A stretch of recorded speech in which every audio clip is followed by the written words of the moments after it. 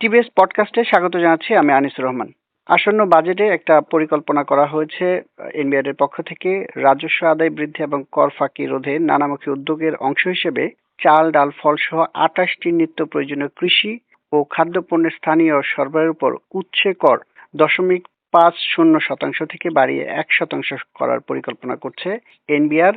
এই সিদ্ধান্ত যদি বাজেটে আসে সেই ক্ষেত্রে আমাদের দ্রব্যমূল্যের উপর কি ধরনের প্রভাব পড়বে, মূল্যস্ফীতি আরো উস্কে দিবে কিনা, এসব বিষয়ে কথা বলতে টিভিএস পডকাস্টে যুক্ত হচ্ছেন সিপিটির অতিরিক্ত পরিচালক গবেষণা তৌফিকুল ইসলাম খান।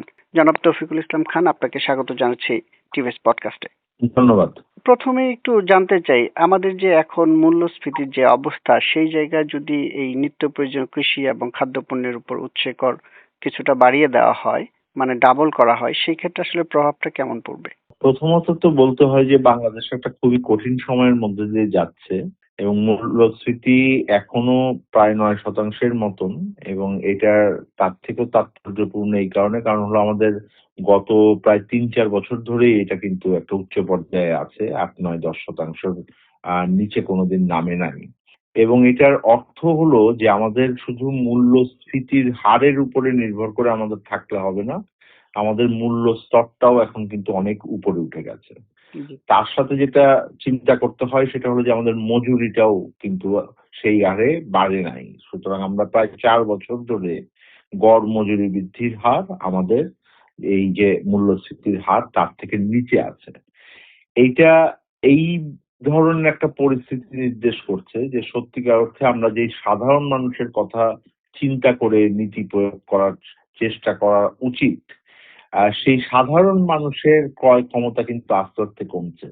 আপনি যেই পণ্যগুলোর কথা বললেন সেই পণ্যগুলোর আমার ধারণা যে আমদানির উপরেই আসলে উৎসে করের কথা বিবেচনা করা হচ্ছে, স্থানীয় সরবরাহের ক্ষেত্রেও বলা হচ্ছে। সুতরাং আমি মনে করি যে এই ধরনের মানুষের যে মোট ব্যয়টা হয়, আমি যে সাধারণ নিম্নবিত্ত বা নিম্ন মধ্যবিত্ত মধ্যবিত্ত মানুষের কথা বলছি, যারা বাংলাদেশের প্রায় 80-90% মানুষ, এই মানুষগুলোর একটা বড় খরচের অংশ কিন্তু এই পণ্যগুলোতে ব্যয় করেন। সুতরাং আপনি যখন ধনী মানুষের কথা আলোচনা করবেন তখন তাদের যেহেতু মোট আয় বা মোট ব্যয়ের তুলনায় এই জায়গাগুলোতে কম খরচ হয়, সুতরাং এই পণ্যগুলোর বৃদ্ধিটা হয়তো অতখানি তাদের জন্য গুরুত্বপূর্ণ না। এখন উৎসে করের তাহলে এই সিদ্ধান্তটা সরকার কেন নিচ্ছে? এটা বিবেচনায় এই জন্য এসছে, কারণ হলো এই পণ্যগুলো একই সাথে কিন্তু অনেক বড় পরিসরে আপনার কেনা বেচা হয়। আপনি ধরেন একটা গাড়ি আপনার বা মতো পণ্য কিন্তু আপনার অত বিক্রি হয় না, মোট যদি আমি বিক্রয়ের ভিতরে দেখি তার থেকে অনেক বেশি বিক্রি হয় আপনার চাল। তো সেই জায়গাটাতে আপনি উৎসে কর যদি দেন তাহলে আপনি একসাথে অনেকগুলো অর্থ আপনি কিন্তু এটা সংগ্রহ করে ফেলতে পারবেন রাজস্ব হিসাবে। এখন এই কর রাজস্ব আদায় পরিস্থিতি সরকারের ভালো না। আমাদের এখন যেই কর আদায়ের পরিস্থিতি আছে সেটা অত্যন্ত হতাশাজনক, এবং সরকার গত 2024-25 অর্থ বছরেও কিন্তু চলতি বাজেটই তাদের কিন্তু ঘাটতি ছিল, তাকে ধার করতে হয়েছে বেতন ভাতা সুদ পরিশোধের মতো ব্যয় করতে। এখন এই অর্থ বছরের পরিস্থিতি খারাপ, আগামী অর্থ বছরে একটা বড় বাজেট পরিকল্পনা করা হয়েছে। আমি মনে করি না যে এই বাজেট বাস্তবায়ন সম্ভব হবে যদি না আমরা রাজস্ব সংগ্রহ করি। সুতরাং এনবিআর এর পক্ষ থেকে বিভিন্ন জায়গা থেকে কিভাবে দ্রুত কর আদায় করা সম্ভব হয় সেই ব্যাপারে তারা নীতিগত সিদ্ধান্ত নিচ্ছেন। এটাই দুটো জিনিস আমি আপনাদেরকে বলি। একটা বড় বিষয় হলো যে তারা আর্গু করতে পারেন যে আপনার এই যে নতুন করে উৎসে আয়কর যেটা দেয়া হলো সেইটা তো আসলে আয়ের উপরে কর হবে, সুতরাং সেটা লাভের সাথে অ্যাডজাস্ট হবে। কিন্তু বাংলাদেশের ব্যবসায়িক যে পরিস্থিতি সেটা হলো যে কখন এই পণ্য করে লাভ করবেন, কখন সেটার সাথে সমন্বয় হবে এই চিন্তা ব্যবসায়ীরা করেন না। এইটাকে তারা যে তাদের যে পণ্য মূল্য যখন নির্ধারণ করেন তার উপরে তারা এটাকে আমরা যেটাকে বলি যে প্রত্যক্ষ কর, সেই অপ্রত্যক্ষ কর হিসেবে একটা ভ্যাটের মতন ইনডাইরেক্ট ট্যাক্স হিসেবে কিন্তু এটাকে ওনারা ট্রিট করে দিবেন। ফলে এটা নিঃসন্দেহে আমাদেরকে নতুন করে মূল্যস্ফীতির জন্য এটা একটা চাপ দিবে। অন্যদিকে আমাদের এই ধরনের পরিস্থিতি থেকে আমার এইটাও স্মরণ করতে হয়, এই ধরনের ঘটনার কারণেই কিন্তু আমরা এনবিআর এর নীতি এবং কর আদায় এই দুটোকে বিভাজন করার কথা আমরা অনেকদিন ধরে বলছিলাম, যে এই সংস্কারটা আরেকবার কিন্তু আমাদের এখানে পিছিয়ে গেছে। জি, এটার কারণ হলো এই ধরনের নীতি যখন আলোচনা হয়, যখন যেই এনবিআর এর কর্তৃপক্ষ একই সাথে কর হার নির্ধারণ করেন এবং কর আদায় করেন, জি, তখন তাদের ন্যাচারাল ইন্টেনশনটা হয় হলো যে তাদের নিজেদের কষ্ট না করে তারা কর আদায় করতে পারেন কিনা। তো তখন তারা ওই জায়গাটাতে হয়তো ইচ্ছা করে না হলেও তারা অনিচ্ছাকৃতভাবে ওইদিকে কিন্তু বায়াস থাকেন। জি, আমরা এই কারণেই বলছি যে যখন নীতিটা আপনার এই আদায়ের থেকে আলাদা হয়ে যাবে, তখন যিনি নীতি নির্ধারণ করবেন তারা সার্বিকভাবে এটা অর্থনীতির উপরে কি প্রভাব পড়ে, বাংলাদেশের সাধারণ মানুষের জন্য এটা কি ধরনের অভিজ্ঞতা আনবে, এই বিষয়গুলো বিবেচনা করার সুযোগ থাকে। একটা বিষয় আমার একটু জানার যে এই সরকার বিভিন্ন প্রান্তিক মানুষজনকে বিভিন্ন ভাবে খাদ্য বা নিত্য প্রয়োজনীয় পণ্য দিয়ে সাপোর্ট দেওয়ার চেষ্টা করছে, সেটা টিসিবির মাধ্যমে অন্য অনেক উইং খুলে চেষ্টা করছে, সেই জায়গায় আবার উৎসে কর বাড়ানো হচ্ছে। এইটাকে মানে রাজস্ব আদায় করার জন্য যে আপনি বলছেন এটা একটা বড় খাত হতে পারে, বাট এটা কি আসলে কন্ট্রাডিকশন হচ্ছে কিনা? আপনি একদিকে রিলিজ করতে যাচ্ছেন, আরেকদিকে আবার টেনে ধরছেন। এটার বড় কারণ আমি যেটা বললাম যে এই ধরনের প্রস্তাবগুলো কিন্তু সরাসরি সেই অর্থে আমাদের সামগ্রিকভাবে সরকার বিবেচনায় নিচ্ছেন কিনা এটা খুব স্পষ্ট না। যদি আপনি এই ধরনের নীতি নির্ধারণ যদি একটা পার্শ্বিকভাবে আপনি দেখেন, তাহলে আপনি কর আদায় পরিস্থিতি ভালো করার জন্য এই ধরনের পদক্ষেপ নিতেই পারেন, কিন্তু আপনার অন্যদিকে কিন্তু সাধারণ মানুষের জন্য এটা চাপ হয়ে যাবে। এবং যেই ধরনের সামাজিক নিরাপত্তা এবং বিভিন্ন কর্মসূচির ভিতরে আপনি দিচ্ছেন, সেইটার জন্য তখন প্রয়োজনটা আরো বেশি অনুভূত হয়ে যাবে।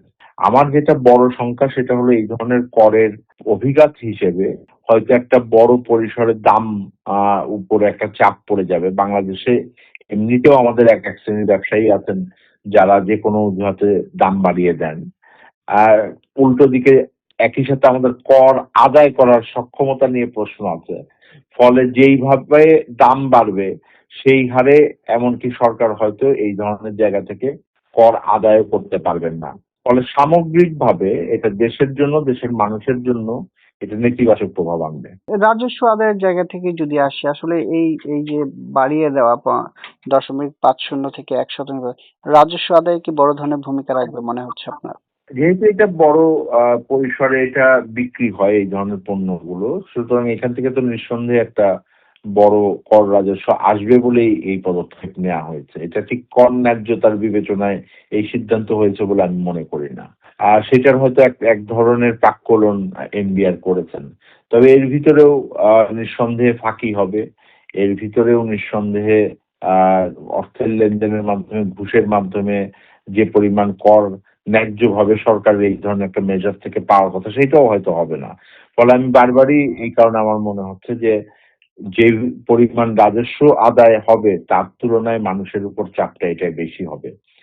আসলে সত্যিকার অর্থে বাংলাদেশে কর আদায় বাড়ানোর জন্য আমাদের কর ন্যায্যতার বিষয়টাও কিন্তু খুবই গুরুত্বপূর্ণ, এবং সেই অর্থে কর ফাঁকি এখন যেটা হচ্ছে সেইটা কমানোর ব্যাপারে কি ধরনের উদ্যোগ সরকার নিচ্ছে বা এনবিআর নিচ্ছে, সেই জায়গাটাই কিন্তু অধিকতর আমাদের জন্য গুরুত্বপূর্ণ। যার সামর্থ্য আছে সেই সামর্থ্যবান লোকদের কাছ থেকে কিন্তু কর আদায়টা চেষ্টা করা উচিত। আমরা আবারও কিন্তু সেই প্রত্যক্ষ কর যেটা আমার আয় এবং ব্যয়ের সাথে সামঞ্জস্যপূর্ণভাবে আমার আদায় বা হার নির্ধারণ করা হয়, সেইটার চাইতে কিন্তু আমরা অপ্রত্যক্ষ করের ভিতরে আমরা চলে যাচ্ছি বা পরোক্ষ করে জি, যাচ্ছি।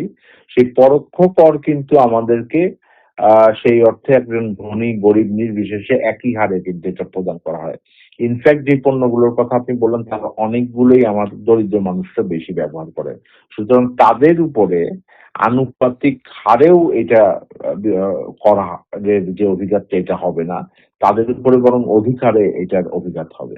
লাস্ট প্রশ্ন, এই পদক্ষেপ যদি বাজেটে থেকে যায়, সেই ক্ষেত্রে এই যারা গরিব বা প্রান্তিক লোক তাদের কি আরো দরিদ্র হওয়ার শঙ্কা তৈরি করছে কিনা? এইটা তো বিবেচনা করতে হবে যে কি পরিমাণ মানে কর আদায় বাড়ছে এবং কি পরিমাণ দাম বাড়বে সেটার সাথে। তবে নিঃসন্দেহে বাংলাদেশের সাধারণ মানুষ চাপে আছেন। তারা একদিকে যেমন মূল্যস্ফীতির সাথে লড়াই করছেন, তেমনি আমরা দেখেছি যে 2024 সালের হিসাব অনুযায়ী আমাদের দেশের কিন্তু সেই অর্থে কর্মসংস্থান কমে গেছে। প্রায় 21 লাখ কর্মসংস্থান কমে গিয়েছিল। নতুন কোনো কর্মসংস্থানের হিসাব নেই। আমাদের যে প্রবৃদ্ধি এটা খুব একটা ভালো অবস্থার ভিতরে নাই।